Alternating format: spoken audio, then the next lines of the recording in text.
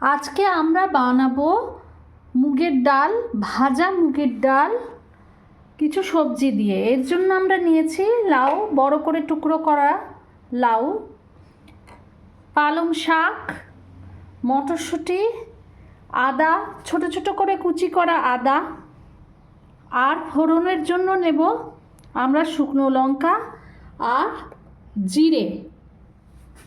এছাড়া নুন হলুদ থাকবে, আর থাকবে ডেলি খাও প্রিমিয়াম ঘি এজির।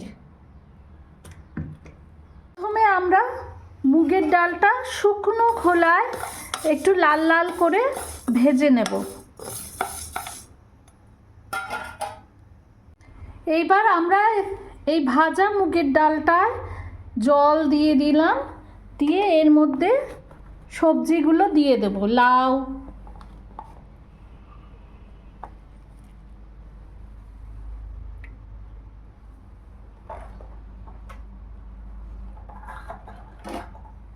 মটরশুঁটি,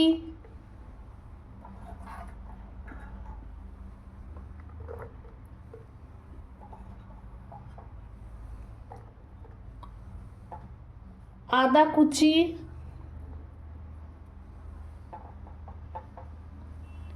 এগুলি দিয়ে শুধু পালং শাকটা দিলাম না, গ্যাসটা অন করে এটা সেদ্ধ বসিয়ে দেব। ডালটা সেদ্ধ হতে থাক, ততক্ষণ আমরা অন্য কোনো কাজ সেরে আসি।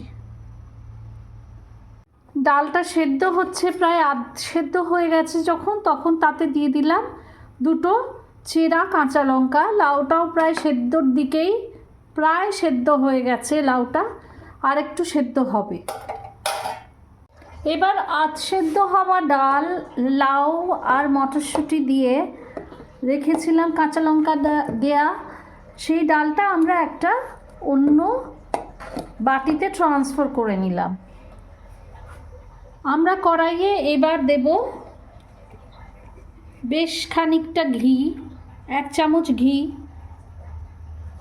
এখন একটু শীতকাল বলে ঘিটা জমে আছে, ঘিটা বেশ গলিয়ে নিতে হবে।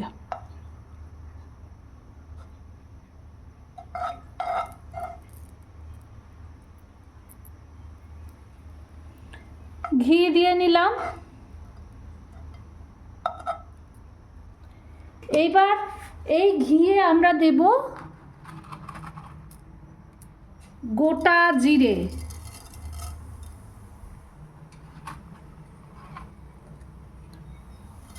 গোটা জিরে এবং শুকনো লঙ্কা। যেহেতু কাঁচা লঙ্কা দুটো দিয়েছি, একটা শুকনো লঙ্কা দিলেই হবে।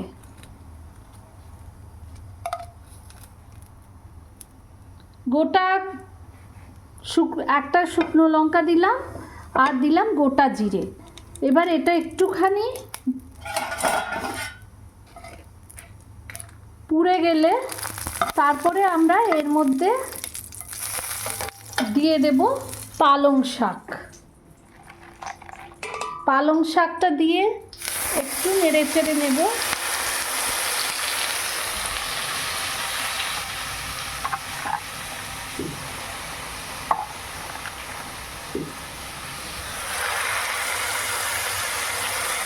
পালং শাকটা দিয়ে ভালো করে নেড়ে চেড়ে নেব। এখন পালং শাকের সঙ্গে একটু ডাঁটাও আছে, পালং শাকের ডাঁটা, ওগুলোও ফেলিনি, দিয়ে দিয়েছি। পালং শাকটা দিয়ে একটু নেড়ে চেড়ে বেশ খানিকক্ষণ ঢাকা দিয়ে বসিয়ে রাখবো, যাতে শাকটা সেদ্ধ হয়ে যায়। এবারে দেখুন পালং শাক একদম একটুখানি হয়ে গেছে, ভেজে নিয়েছি। জিরে আর শুকনো লঙ্কার সঙ্গে মশলা কিছুই বিশেষ দেব না। এইবার এই ডালটা এর মধ্যে দিয়ে দেব, দিয়ে আবার খানিকক্ষণ আমরা এটা বসিয়ে রাখবো। তাতে কি হবে, ডালটা আধ সেদ্ধ হয়েছিল, পুরোটাই সেদ্ধ হয়ে যাবে, সঙ্গে পালং শাকটাও সেদ্ধ হবে, আর লাউ এবং মটরশুঁটিটাও সেদ্ধ হয়ে যাবে।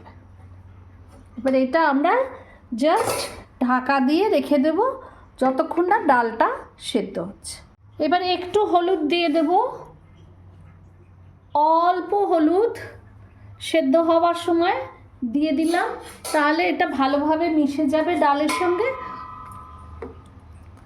আর নুনটা একদম শেষে দেব, কারণ নুন আগে দিলে ডাল সেদ্ধ হতে সময় বেশি লাগে। আমাদের মুগের ডাল একদম সুন্দর সেদ্ধ হয়ে গেছে, তার সঙ্গে সমস্ত সবজি সেদ্ধ হয়ে গেছে, লাউ একদম গলে গেছে সেদ্ধ হয়ে। এবার আমরা এতে দেব নুন,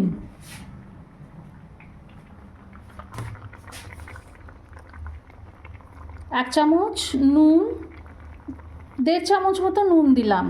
এর জন্য আমরা ইউজ করছি হিমালয়ান পিঙ্ক সল্ট পিউরো।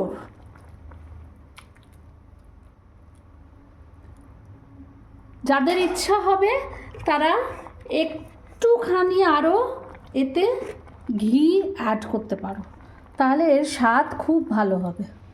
আমাদের ভাজা মুগের ডাল উইথ লাউ, মটরশুঁটি অ্যান্ড পালং শাক একেবারে তৈরি।